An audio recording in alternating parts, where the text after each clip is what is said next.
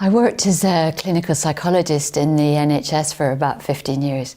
And then in 2000, I took a job at Refuge, which you will probably know is a charity for women and children escaping domestic violence. And in that year, I managed 6 refuges. And then for a few months after that, I managed the National Domestic Violence Helpline. And after that, I started my proper job as head of psychological services for women. And in the next 2 to 3 years, I talked with a couple of members of staff with over 500 women. And as I started to hear their stories, as I learned about their experiences, and I also learned about their resourcefulness, determination, courage, and qualities, I was inspired by each woman's stories. And 17 years later, I still am.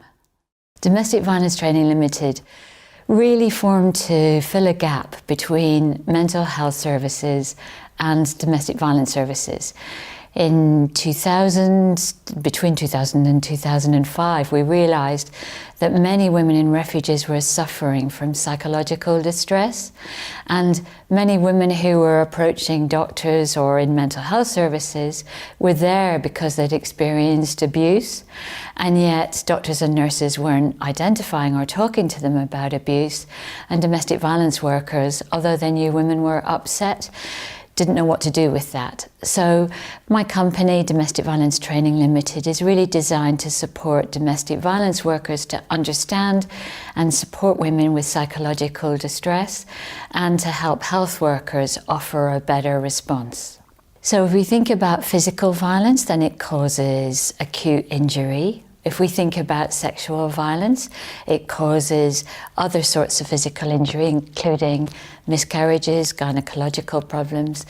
And if we talk about psychological violence, or the Americans call it intimate terrorism, then we have a better understanding why victims who are effectively held hostage or prisoners at home will have a reaction that causes psychological problems. Many women say to me, the bruises heal, Roxane. It's the mind games or the way that I feel inside that's so hard to get over. So we know from the research and from women themselves that they will talk about loss of self-esteem or confidence. But from the research, we also know that women experience post-traumatic stress, anxiety, depression, and often will drink to try and numb the pain. When we think about women's journey from victim to survivor, or indeed thriver, sometimes they're treated very differently than victims of other crime. For example, let's suppose I phone the police. I think that they would do something about the burglar and arrest them.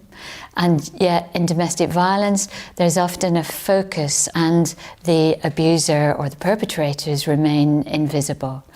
So the first part of the journey is not just up to her, but up to us as a society to make sure that women and children are safe at home.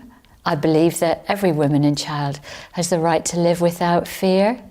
So the first step in the journey for her may be to call the police or to call the National Domestic Violence Helpline.